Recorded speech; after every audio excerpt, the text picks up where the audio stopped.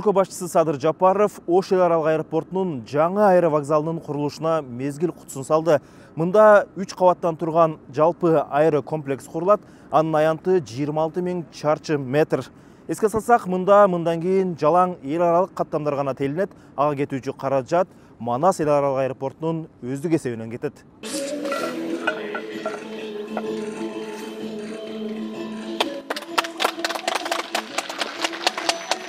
Аэробекетте жүргүнчүлөрдүн ыңгайлуулугу үчүн бардык шарттар эске алынган. Анда кенен зал, заманбап каттоо жайлары, фудкорт, эс алуу зоналары, автоматташтырылган 650 орунду унаа токтотуучу жай болот. Бул биздин учуп кону тилкебиз, могу действующий азыркы сереме.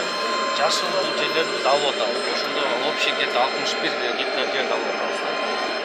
Иш-чарага катышкан мамлекет башчысы бул тарыхый окуя жеке эле түштүк аймак үчүн эмес, бүтүндөй Кыргызстан үчүн чоң мааниге ээ экендигин белгиледи. Анткени Ош эл аралык аэропорту Кыргызстандагы жүргүнчүлөрдүн агымы боюнча 2-орунда турган ири аба майдан жана жалпы Фергана өрөөнүнүн негизги транспорт түйүндөрүнүн бири катары эсептелет. Андыктан Борбор Азия, көз карандысыз мамлекеттер шериктештиги, жакынкы чыгыш өлкөлөрү жана башка региондордун ортосундагы маанилүү байланышты камсыз кылат.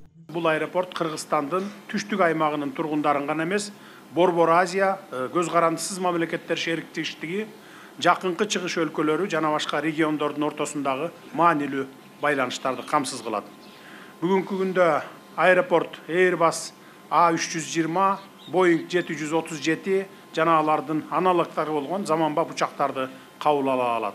Демек, аэропортубуз эл аралык деңгээлдеги атаандаштыкка жөндөмдүү экенин көрсөтүп турат. Бул жаңы аэробекет комплексинин курулушун чоң пландарыбыздын башталышы гана деп туралы.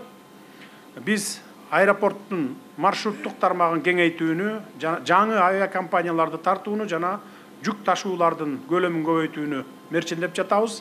Учурда аэропорт жылына 2,5 миллион жүргүнчүнү тейлейт. Жаңы бекет иштеп баштаса өткөрүү мүмкүнчүлүгү жылына 5 миллиондон ашат. Өнүктүрүү долбоорунда перронду кеңейтүү менен бирге учактарды токтотуучу жайлардын санын 25ке көбөйтүү каралган.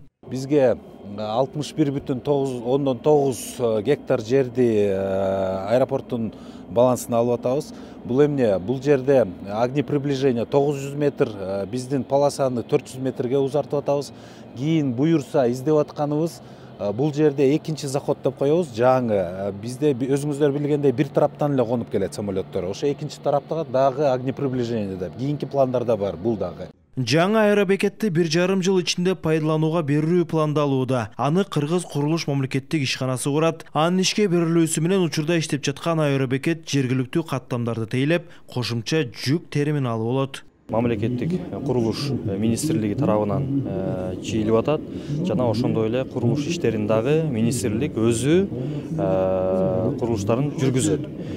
Бул объект биринчи категориядагы объект болот. Мөөнөтү 100 жылдык объект. Жана ошондой эле бул бетон жана металлоконструкция менен курулуучу объектилердин бири. 3 категорияга чыгабыз. Азыр бизде бул жакта жана туман, непогода болуп калганда рейстер кармалып калып атат. Ошондой көйгөйлүү маселелер бар. Ошол 3 категорияга чыгарганда биз андан уже бизге проблема болбойт. Жаңы, кенен, заманбап аэробекеттин курулушун жүргүнчүлөр кубануу менен кубатташууда. Анткени алардын саны көбөйүп жаткандыктан саатына 1000 адамды тейлей ала турган бекет куруу зарылчылыгы эбак эле пайда болгон. Зал ожидания обязательно чоңоюш керек. Бардык условия болуш керек. Условия болсо келген пассажирлар мындай ыраазы болот. Жакшы мнениеде болот. Эми албетте заманбап болуп курулгандан кийин бул эми бир гана Кыргызстан эмес, башка чет мамлекеттер келип бул аэропортко конушат, туристтер келишет.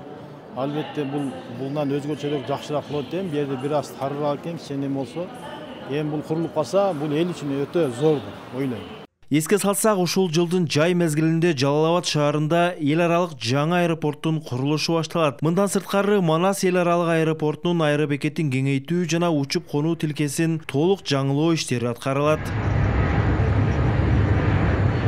Сыймык Марат уулу, Бектур Калыбек уулу, ЛТР, Ош шаары.